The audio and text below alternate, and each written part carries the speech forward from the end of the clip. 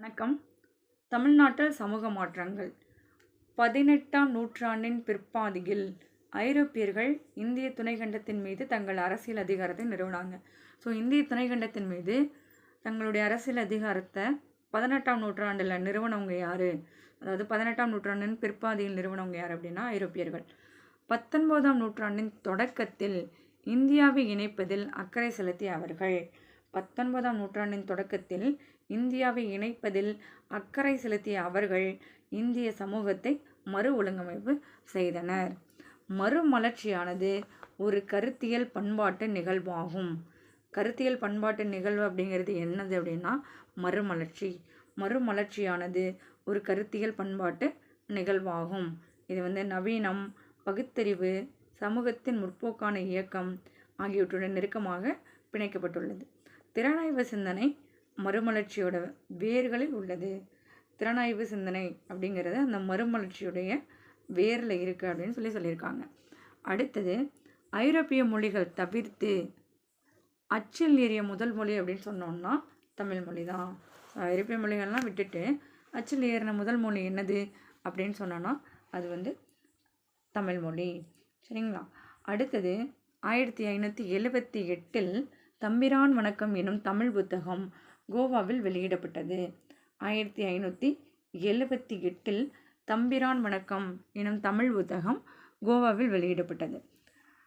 இந்த 78 அப்படிங்கிற வருஷத்தை எப்படி ஞாபகம் வச்சுக்கலாம் அப்படின்னா தம் வணக்கம் அப்படின்னு கூட்டினோன்னா 7 வரும், தம்பி வணக்கம் அப்படின்னு சொன்னோன்னா 8 வரும். 78. இப்போ இந்த தம்பி வணக்கம் அப்படின்னு சொன்னது எதுக்காக அப்படின்னா அவர் கோவா வாங்கிட்டு போகிறதுக்காக, அதாவது பால் கோவா வாங்கிட்டு போகிறதுக்காக அப்படின்னு ஞாபகம் வச்சுக்கோங்க. 1709 முழுமையான அச்சகம் சீகன் பால்கு என்பவரால் தரங்கம்பாடியில் நிறுவப்பட்டது. சீகன் பால்கு அப்படிங்கிறவளால தான் தரங்கம்பாடியில் ஒரு அச்சகம் உருவாக்கப்பட்டிருக்கு. அது எந்த வருஷத்தில் அப்படின்னா 1709. அது ஞாபகம் வச்சுக்கோங்க. 1709. அதாவது அச்சு பதிக்கிறதுக்கு எல்லாம் 10 ரூபா கேட்பாங்க இல்லையா? தரங்கம்பாடியில் பார்த்திங்கன்னா 9 ரூபா தான் கேட்பாங்க அப்படின்னு ஞாபகம் வச்சுக்கோங்க. 1709 அச்சகம், முழுமையான அச்சகம் சீகன் பால்கு என்பவரால் தரங்கம்பாடியில் நிறுவப்பட்டது. தமிழ் இலக்கிய நூல்களில் ஒன்றான திருக்குறள் 1812 வெளியிடப்பட்டது. திருக்குறள் தெரியும் இல்லையா? 1812 மலையத்துவசன் மகன் ஞானப்பிரகாசம் வெளியிட்டது.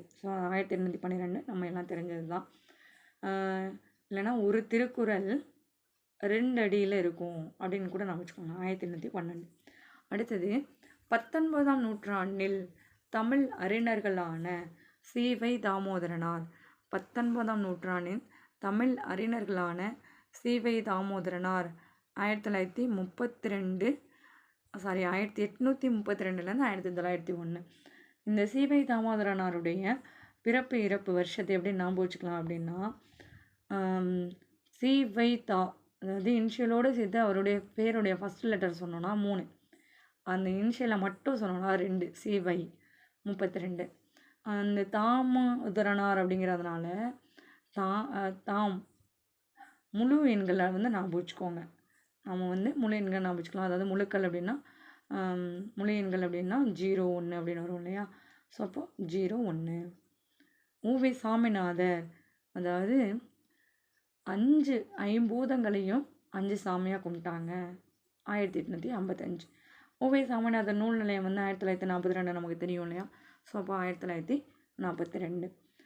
இவங்க 2 பேருமே தமிழ் செவ்வியல் இலக்கியங்களை மீண்டும் கண்டறிவதற்காக தங்கள் வாழ்நாள் முழுவதையுமே செலவழித்தவங்க. சி.வை. தாமோதரனார் பனையோலைகளில் கையால் எழுதப்பட்டிருந்த பல தமிழ் இலக்கண இலக்கிய நூல்களை பதிப்பித்தார். சி.வை. தாமோதரனார் பனையோலைகளில் கையால் எழுதப்பட்டிருந்த பல தமிழ் இலக்கண இலக்கியங்களை பதிப்பிச்சிருக்காரு. யார்? தாமாவே பதிப்பிச்சிருக்காரு, கையில், தன்னோட கையாலே அப்படின்னு ஞாபகம் வச்சுக்கலாம். தாமோதரனார். அடுத்தது, அந்த சி.வை. தாமோதரனார் பதிப்பித்த நூல்களில் ரொம்ப முக்கியமானது அப்படின்னு சொன்னோன்னா தொல்காப்பியம், வீரசோழியம், இறையனார் அகப்பொருள், இலக்கண விளக்கம், கலித்தொகை மற்றும் சூளாமணி, இது எல்லாமே சொல்லலாம். இது எல்லாமே சி.வை. தாமோதரனார் பதிப்பித்த நூல்கள் தான் இந்த தொல்காப்பியம், வீரசோழியம், இறையனார் அகப்பொருள், இலக்கண விளக்கம், கலித்தொகை, சூளாமணி, இது எல்லாமே தாமோதரனார் பதிப்பித்தது. அடுத்தது, தமிழறிஞர் மீனாட்சி சுந்தரனாருடைய மாணவர் யார் அப்படி சொன்னால் ஊவே சாமிநாதர். இந்த ஊவே சாமிநாதருடைய செவ்வியல் தமிழ் இலக்கிய நூல்கள் அப்படின்னு சொன்னோன்னா சீவக சிந்தாமணி, பத்துப்பாட்டு, சிலப்பதிகாரம், புறநானூறு, புறப்பொருள் வெண்பாமாலை, மணிமேகலை, ஐங்குறுநூறு, பதிற்றுப்பத்து, இதெல்லாம் சொல்லலாம். அதாவது சீவக சிந்தாமணி அப்படிங்கிறது வந்து 1887. சீவக சிந்தாமணி அப்படின்னா 1887. இந்த சீவக சிந்தாமணி ஃபுல்லாகவே கூட்டினீங்கன்னா 8 வரும். அப்புறம் அதில் ஒன்றை கழிச்சிருங்க, ஒன்றை சீவிட்டோம் அப்படின்னா மீதி 7. சீவக சிந்தாமணி 8 வருதா? ஸோ அதில் சீவிட்டோம் ஒன்று, அப்போ மீதி 7, 87. 10 பாட்டு அப்படின்னா 89. 10, 10க்கு முன்னாடி என்னது 9, 9க்கு முன்னாடி என்னது 8. ஸோ அப்போ 89 கடைசியிலேருந்து எழுதுங்க. இல்லைன்னா 8, 9, 10 அப்படின்னு ஞாபகம் வச்சுக்கலாம். 10 பாட்டு ஞாபகம் வச்சுக்கணும். ஏன்னா இதே 10ங்கிற கவுண்டிங்னா அடுத்தது பதிற்றுப்பத்தும் வரும். ஸோ அதனால் கரெக்டாக ஞாபகம் வச்சுக்கணும். ஸோ 8, 9, 10 அப்படின்னு ஞாபகம் வச்சுக்கணும். அப்போ 89 அப்படின்னா 1889 10 பாட்டு. சிலப்பதிகாரம் 1892. அதாவது சிலப்பதிகாரம், சிலம்பு அப்படின்னா கொலுசு இல்லையா, 2 கால்லையும் கொலுசு போட்டிருப்பாங்க, அந்த சிலம்பு போட்டிருப்பாங்க. அப்போல்லாம் வெள்ளி வந்து எவ்வளோ ரேட் இருந்துச்சுன்னா காலில் போடுற அந்த சிலம்பு 9 ரூபா தான் அப்படின்னு நம்ம சொல்லுவோம். 9 ரூபா தான் 2 கால்லையும் போடுற சிலம்பு. புறநானூறு, இது வந்து யாரும் கோச்சிக்காதீங்க. அதாவது மேக்ஸிமம் வந்து யாரோ 4 பேரை சொல்கிறாங்க அப்படிங்கிறதுக்காக என்ன பண்ணுவாங்க, திருநங்கைகளை வந்து உள்ள அவங்க ஃபேமிலியில் சேர்த்துக்காமல் வெளியில் தள்ளிடுவாங்க. ஸோ புறநானூறு அப்படிங்கிறது 1894. திருநங்கைகளை புறத்தை தள்ளிடுவாங்க யாரோ 4 பேருக்காக. ஸோ 94. புறப்பொருள் வெண்பா மாலை 1895. எல்லோரும் போய் வாங்கினா மாலை வந்து 100 ரூபா, ஆனால் வெண்பா போய் மாலை வாங்கினான்னா 95 ரூபாய்க்கு வாங்கிட்டு வந்துடுவா அப்படின்னு நம்ம வச்சுக்கலாம். மணிமேகலை 1898. ஸோ 1898 அதை ஞாபகம் வச்சுக்கலாம். 898. ஐங்குறுநூறு 1903. அதாவது 5க்கு அப்புறம் இருக்கக்கூடிய ஆட் நம்பர் அப்படின்னு பார்த்தோம்னா 3 தான். ஸோ 03 தான். அப்படிங்கும்போது 3க்கு முன்னாடி ஒரு 0 போட்டு காட்டுவோம். ஸோ 03. பதிற்றுப்பத்து, அதாவது 10 போடுவாங்க இல்லையா, அந்த 10 வந்து பதிக்கிறதுக்கு வந்து ஒரு 4 ஒரு 4 ஆகிடும் அப்படின்னு நான் வச்சுக்கோங்க. அந்த 10 வந்து பதிக்கிறதுக்கு ஒரு 4 ஆகிடும். ஸோ 4, வெறும் 4ன்னு மட்டும் நான் வச்சுக்கோங்க. அப்போ 04ன்னு வந்துடும். 1904. அடுத்தது வந்து நவீன தமிழர்கள் தங்களது சமூக பண்பாட்டு அடையாளங்களை பண்டைய தமிழ் செவ்வியல் இலக்கியங்கள் வாயிலாக கண்டறிந்தனர். நவீன தமிழர்கள் தங்களது சமூக பண்பாட்டு அடையாளங்களை பண்டைய தமிழ் செவ்வியல் இலக்கியங்கள் வாயிலாக கண்டறிந்தனர். அதாவது இப்போ இருப்பாங்க இல்லையா தமிழர்கள், நவீன தமிழர்கள், அவங்க வந்து பண்டைய தமிழ் செவ்வியல் இலக்கியங்கள் வாயிலாக தான் தங்களுடைய சமூக பண்பாட்டு அடையாளங்களை கண்டுபிடிச்சிருக்காங்க. அவை மொத்தத்தில் சங்க இலக்கியங்கள் அப்படின்னு அழைக்கப்படுது. 1816 புனித ஜார்ஜ் கோட்டையில் கல்லூரியினை நிறுவிய FW எல்லிஸ் வந்து ஈஸியாக ஞாபகம் வச்சுக்கலாம். அதாவது புனித ஜார்ஜ் கோட்டைன்னு இருக்கு இல்லையா, ஸோ அப்போ ஒரு ஜார் அப்படிங்கிறது 1. ஒரு ஜாரில் 6 எலியை போட்டாங்கப்பா அப்படின்னு ஞாபகம் வச்சுக்கோங்க. அதாவது நம்ம ஒரு 6th சயின்ஸ் புக்கில் படிச்சிருப்போம்.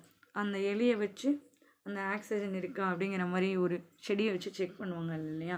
ஸோ அந்த ஆரோ ஒருத்தவங்க ஒரு ஜாரில் 6 ஒருத்தவங்க எலியை போட்டாங்க. ஸோ அப்போ 1 1816 புனித ஜார்ஜ் கோட்டை இல்லை கல்லூரி நிறுவனமான FW எல்லிஸ். அடுத்தது அந்த FW எல்லிஸனுடைய பிறப்பு இறப்பு அப்படி சொன்னோன்னா 1777 to 1819. ஸோ அந்த 816 இருக்கு இல்லையா, ஒரு ஜாரில் 6 எலியை போட்டாங்க, அந்த 1 மட்டும் அப்படியே வச்சுக்கணும். 6 அப்படியே திருப்பி போட்டோன்னா 19 ஆகிடும். எல்லிஸ் அப்படிங்கிறனால மேக்ஸிமம் எல்லாமே 7ல் தான் ஸ்டார்ட் ஆகும் அப்படின்னு நான் வச்சுக்கலாம். அடுத்தது தென்னிந்திய மொழிகள் தனிப்பட்ட மொழி குடும்பத்தை சார்ந்தவை, அவை இந்தோ ஆரிய குடும்ப மொழிகளோடு தொடர்பில்லாதவை எனும் கோட்பாட்டை உருவாக்கினார். தென்னிந்திய மொழிகள் தனிப்பட்ட மொழி குடும்பத்தை சார்ந்தவை, அவை இந்தோ ஆரிய குடும்ப மொழிகளோடு தொடர்பில்லாதவை அப்படிங்கிற கோட்பாட்டை உருவாக்கினவர் யாருன்னா இந்த எல்லிஸ் தான். இது எப்படி நான் வச்சுக்கலாம் அப்படின்னா, எலி வலையானாலும் தனி வலை வேண்டும் அப்படி சொல்லுவாங்க இல்லையா. அப்போது எலி வந்து 6 குடும்பத்தையும் சாராமல் எப்படி இருக்குமா, தனி குடும்பமாக, அதுக்குன்னு தனி ஒரு குடும்பமாக இருக்குமா எலி அப்படின்னு நான் வச்சுக்கலாம். So Ellis. அடுத்தது ராபர்ட் கால்டுவெல் 1814 டு 1891. அதாவது ஒரு ஜாரில் 6 எலியை போட்டாங்க இல்லையா, 16, அதில் அப்படியே 2 கம்மி பண்ணிடலாம். Robert Caldwell.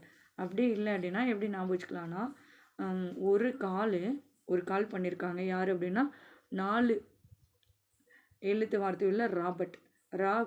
ரீட் கூட்டினோன்னா 4 வரும்.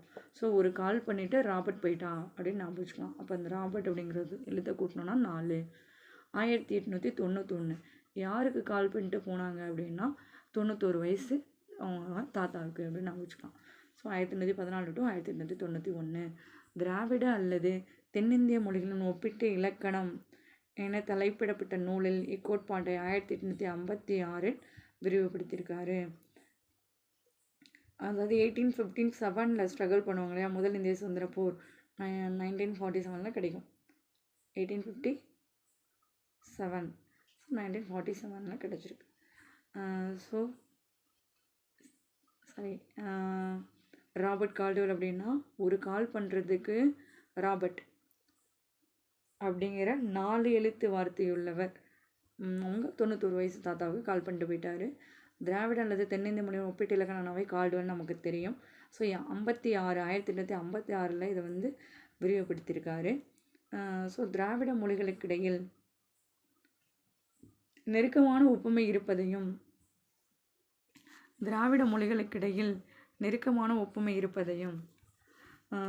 1856 விரிவுபடுத்தினார் யார்? கால்டுவெல்லா. ஸோ 1856 விரிவுபடுத்தியிருக்காரு. திராவிட மொழிகளுக்கிடையில் நெருக்கமான ஒப்புமை இருப்பதையும் அப்படியான ஒப்புமை சமஸ்கிருதத்துடன் இல்லை என்பதையும் நிறுவியிருக்கார். திராவிட மொழிகளுக்கிடையில் நெருக்கமான ஒப்புமை இருப்பதையும் அப்படியான ஒப்புமை சமஸ்கிருதத்துடன் இல்லை என்பதையும் நிறுவனர் யார் அப்படின்னா கால்டுவெல். அதாவது இதுலேயுமே வந்து ட்ரா ஆக மாட்டாங்க, எல்லாத்துலேயுமே வென்றுடுவாங்க. கம்பேர் பண்ணி பார்த்து அப்படின்னு நான் வச்சுக்கலாம். அப்போ ட்ரா ஆக மாட்டாங்க, கம்பேர் பண்ணுவாங்க, வென்றுடுவாங்க. திராவிட மொழிகளுக்கு இடையே நெருக்கமான ஒப்புமை இருப்பதையும் அப்படியான ஒப்புமை சமஸ்கிருதத்துடன் இல்லை என்பதையும் நிரூபித்தவர் யாருன்னா இந்த ராபர்ட் கால்டுவெல். அடுத்தது, தமிழ் மொழியை திராவிடர்களின் மொழி என்றும் தமிழர்கள் பிராமணர்கள் அல்ல என்றும் அவர்களின் சமூக வாழ்வில் ஜாதிகள் இல்லை, பாலின வேறுபாடில்லை, சமத்துவம் நிலவியது எனவும் வாதிட்டனர். அடுத்தது, தமிழ்நாட்டில் திராவிட உணர்வு தோன்றி வளர்வதற்கு தமிழ் மறுமலர்ச்சி பங்களிப்பை செய்தது. தமிழ்நாட்டில் திராவிட உணர்வு தோன்றி வளர்வதற்கு எந்த இயக்கம் வந்து பங்களிப்பு செஞ்சுருக்கு அப்படின்னா தமிழ் மறுமலர்ச்சி இயக்கம் தான் தன்னுடைய பங்களிப்பை வந்து செஞ்சுருக்கு.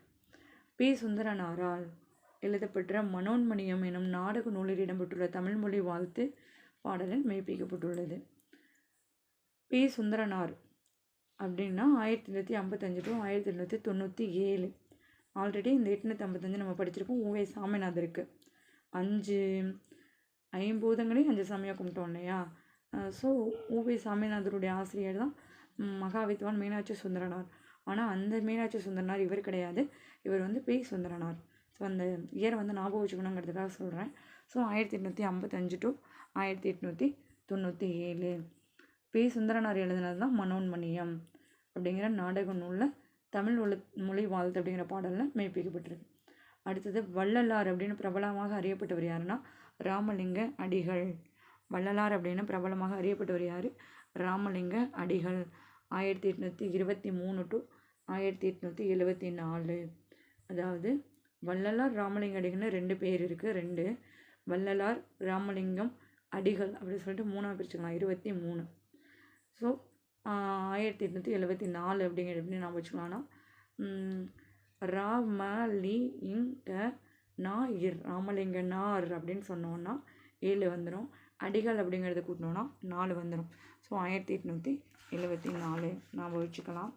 அடுத்தது, நடைமுறையில் இருந்த இந்து சமய பழமைவாதத்தை கேள்விக்குள்ளாக்கினார் யாருன்னு தெரியுதுங்களா? வள்ளலார் என பிரபலமாக அறியப்பட்ட ராமலிங்க அடிகள் நடைமுறையில் இருந்த இந்து சமய பழமைவாதத்தை கேள்விக்குள்ளாக்கினார். ஸோ இந்து சமய பழமைவாதத்தை கேள்விக்குள்ளாக்கினது யார் அப்படின்னா ராமலிங்க அடிகள், இல்லைன்னா வள்ளலார் அப்படின்னு சொல்லலாம். அடுத்தது, ஆபிரகாம் பண்டிதர். ஆபிரகாம் பண்டிதர் அப்படின்னா 1859 டு 1919. ஆபிரகாம் பண்டிதர் 1859 டு 1919. 59 டு 1919. 1919 அப்படிங்கிறது வந்து மாண்டேகு செம்ஸ்போர்ட் சீர்திருத்தம், இரட்டை ஆட்சி முறை. ஸோ அதை நாம் வச்சுக்கலாம். 1919 ஆபிரகாம் பண்டிதர். இந்திய சமய பழமைவாதத்தை கேள்விக்குள்ளாக்குனவர் யார் அப்படின்னா வள்ளலார். ஆபிரகாம் பண்டிதர் வந்து தமிழ் இசைக்கு சிறப்பு செய்ததோடு தமிழ் இசை வரலாறு குறித்து நூல்களை வந்து வெளியிட்டிருக்கார். ஸோ பண்டிதர் அப்படின்னாவே அவங்க வந்து ரொம்ப அந்த ஒரு இசை ஆர்வத்தோடு இருப்பாங்க அப்படின்னு நம்ம வச்சுக்கலாம். ஸோ தமிழ் இசை வரலாறு அப்படிங்கிற ஒரு நூலை வந்து வெளியிட்டிருக்காரு. இவருடைய வருஷம் அப்படி சொன்னோன்னா 1859 நாம் வச்சுக்கணும். 1919 இரட்டை ஆட்சி. இதில் ஆபிரகாம் அப்படின்னு கூட்டினோன்னா நமக்கு 5 கிடைக்கும்.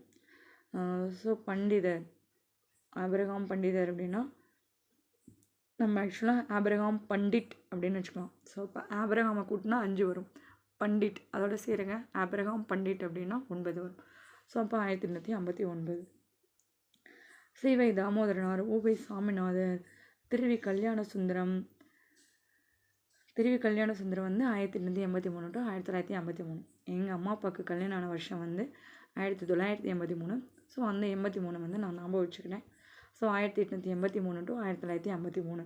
பரிதிமார் கலைஞர் அப்படின்னா 1870. 1903 வரைக்கும் தான் அவர் வந்து வாழ்ந்தார். அதாவது கிட்டத்தட்ட ஒரு 33 வயசு வரைக்கும் தான் பரிதிமார் கலைஞர் வாழ்ந்தார். ஸோ 870. இந்த பருதி அப்படிங்கிறது கூட்டணும்னா நமக்கு 3 கிடைக்கும். ஸோ 03. Parithimar Kalaignar 1870 to 1903. அடுத்தது மறைமலை அடிகள் 1876.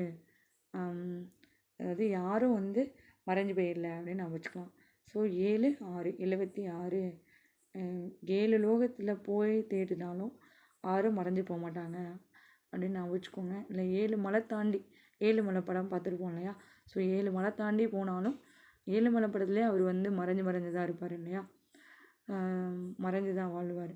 ஸோ 7 மலை, 7 6 மறைய மாட்டாங்க. ஸோ 76. அடுத்தது 1950. மறைமலை அடிகள் அப்படின்னா 1876 டு 1950. சுப்பிரமணிய பாரதி அவரது வந்து 1882 டு 1921. சுப்பிரமணிய பாரதி அப்படின்னா 1882 டு 1921. கல்யாண சுந்தரம் சொன்னோம் இல்லையா? திருவி கல்யாண சுந்தரம் 1883. அவருக்கும் ஒரு வருஷம் முன்னாடி. ஸோ எப்படி நான் வச்சுக்கலாம்னா, எங்கள் அப்பா அம்மாவுக்கு கல்யாணம் ஆனது 1983 சொன்னேன் இல்லையா? ஸோ இது 1883. அவங்களுக்கு கல்யாணம் ஆனது ஒரு வருஷம் முன்னாடி தான் அவங்க பாரதியை பார்த்தாங்க அப்படின்னு நான் வச்சுக்கணும். ஸோ இப்போ 1882 டு 1921. வையாபுரி 1891 டு 1956. கவிஞர் பாரதிதாசன் 1891 டு 1964. ஸோ வையாபுரியும் சரி, பாரதிதாசனும் சரி, 2 பேருமே 1891 தான். வையாபுரி வந்து 90s அந்த 90s கிட்ஸ் அந்த படத்துலலாம் வையாபுரி வருவார் அப்படின்னு நான் வச்சுக்கோங்க. ஸோ அப்போல்லாம் அவருக்கு வந்து சில பேர் தாசனாக இருந்தாங்க அப்படின்னு நான் வச்சுக்கலாம். ஸோ அப்போ வையாபுரி அப்படின்னா 1891. அதே மாதிரி பாரதிதாசன்னாலும் 1891. வையாபுரினா 1956. பாரதிதாசன்னா 1964.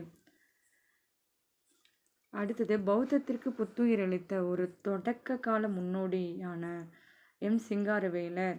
பௌத்தத்திற்கு புத்துயிர் அளித்த ஒரு தொடக்க கால முன்னோடி யார் அப்படின்னா சிங்காரவேலர்.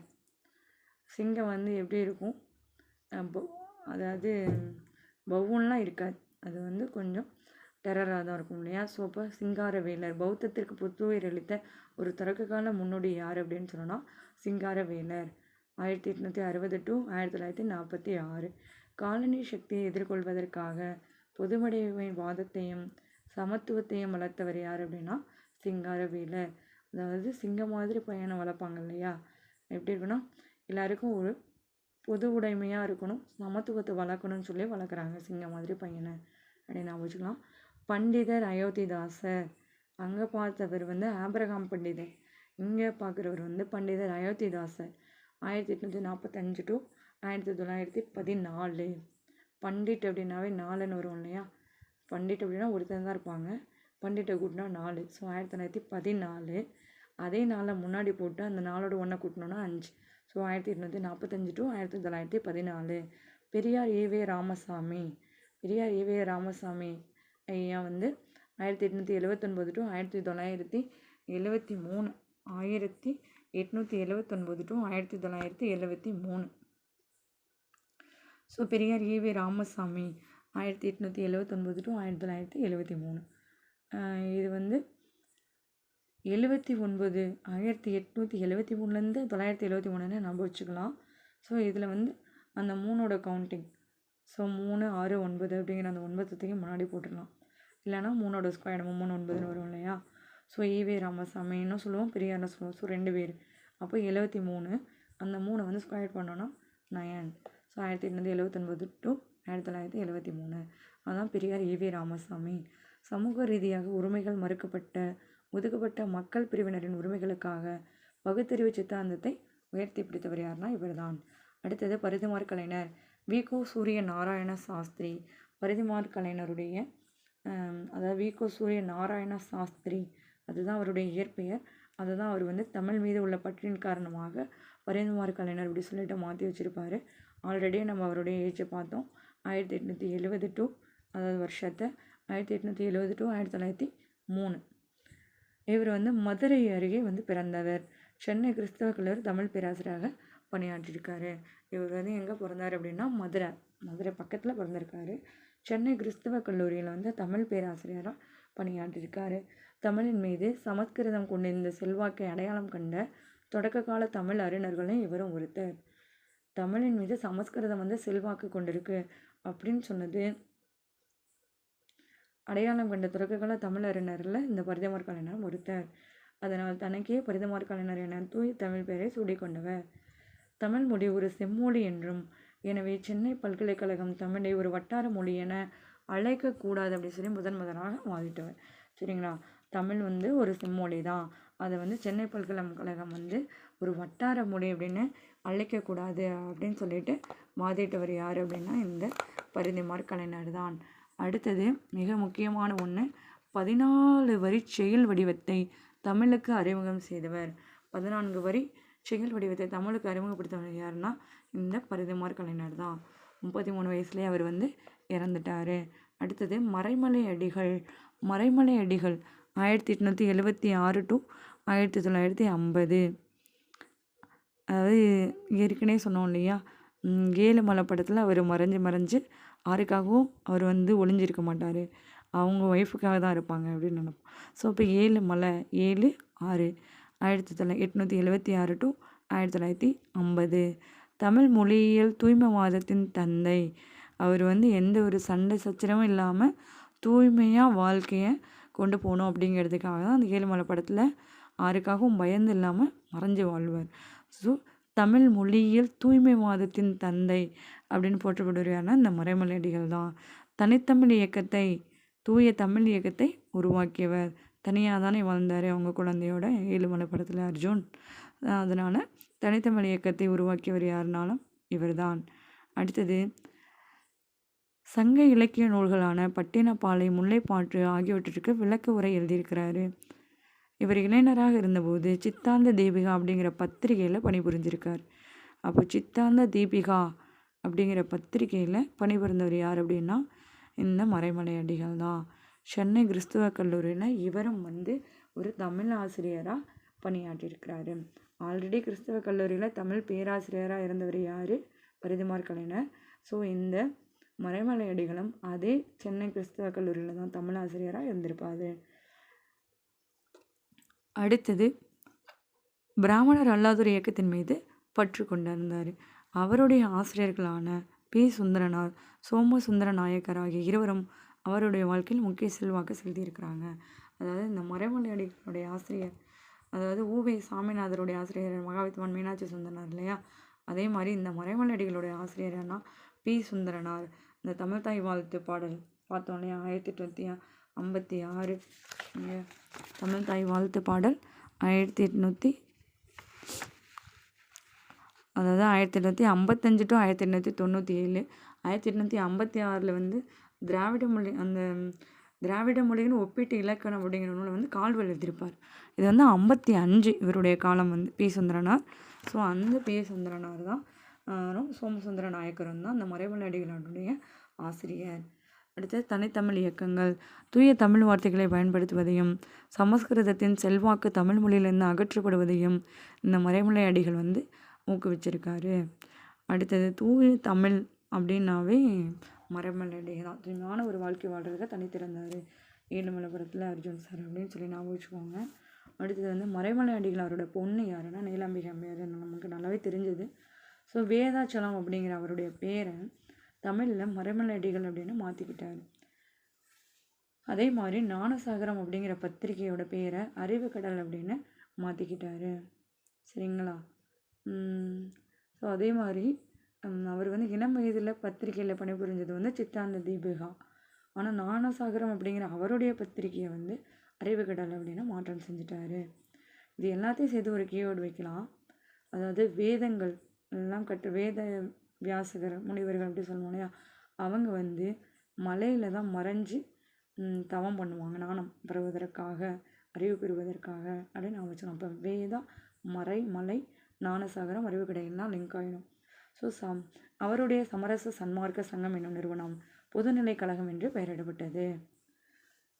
ஸோ இப்போ நல்லா அறிவாக இருக்கிறவங்க என்ன பண்ணுவாங்க, எல்லாருக்கும் ஒரு பொதுவாக தான் யோசிப்பாங்க, எல்லாருக்கும் மத்தியில் சமரசம் தான் பண்ணி வைப்பாங்க அப்படின்னு நான் வச்சுக்கலாம். இல்லைனா சங்கத்தில் ஏதாவது ஒரு பிரச்சனை அப்படின்னா பொதுவாக போய் நின்று சமரசம் பண்ணி வைப்பாங்க, யாரும் எதுவும் மறைச்சி வச்சுக்க மாட்டாங்க அப்படின்னா மறைமலை அடிகள் அவங்க வந்துடும். தமிழ் சொற்கள் அடங்கிய அகராதி ஒன்றை, அதாவது தமிழ் சொற்களுக்குள் புகுந்து விட்ட சமஸ்கிருத சொற்களுக்கு இணையான பொருள் தரக்கூடிய தமிழ் சொற்கள் அடங்கிய அகராதி ஒன்றை நீலாம்பிகை அம்மையார் வந்து தொகுத்திருப்பாங்க. அந்த நீலாம்பிகை அம்மையார் தான் யாருன்னு நமக்கு தெரியும், மறைமலை அடிகளாருடைய பொண்ணு. ஸோ அடுத்தது திராவிட இயக்கம் பிராமண மேலாதிக்கத்திற்கு எதிராக பிராமணர் அல்லாதவர்களை பாதுகாக்கும் இயக்கமாக உதயமாயிருந்துச்சு. இந்த திராவிட இயக்கம் அப்படிங்கிறது பிராமணர்களுக்காக இல்லாமல் பிராமணர் அல்லாதவர்களுக்காக உருவாக்கப்பட்ட ஒரு இயக்கம். அதுதான் இந்த திராவிட இயக்கம். 1909 பிராமணர் அல்லாத மாணவர்களுக்கு உதவி செய்வதற்காக மதராஸ் பிராமணர் அல்லாதோர் சங்கம் என்ற அமைப்பு வந்து உருவாக்கப்பட்டது. 1909 பிராமணர் அல்லாத மாணவர்களுக்கு உதவி செய்யணும் அப்படிங்கிறதுக்காக மதராஸ் பிராமணர் அல்லாத சங்கம் அப்படிங்கிற அமைப்பு உருவாக்கப்பட்டது வந்து 1909. 1912 டாக்டர் சி. நடேசனார் எனும் மருத்துவர் மதராஸ் ஐக்கிய கழகம் எனும் அமைப்பை உருவாக்கினார். 1909 உருவானது மதராஸ் பிராமணர் அல்லாதோர் சங்கம். அதுவே 1912 உருவானது மதராஸ் ஐக்கிய கழகம். அதை உருவாக்கினவர் டாக்டர் சி. நடேசனார் 1912. இதுதான் பின்னால் மதராஸ் திராவிட சங்கம் அப்படின்னு மாறிடுச்சு. அடுத்தது திருவல்லிக்கேணி, அதாவது சென்னை திருவல்லிக்கேணி இருக்கு இல்லையா, அங்கே வந்து ஜூலை 1916 சென்னை திருவல்லிக்கேணியில் ஜூலை 1916 திராவிடர் இல்லம் என்ற பெயரில் ஒரு தங்கும் விடுதி வந்து இவர் வந்து நிறுவியிருப்பார். அதாவது நடேசனார் வந்து இந்த பிராமணர் அல்லாத மாணவர்கள்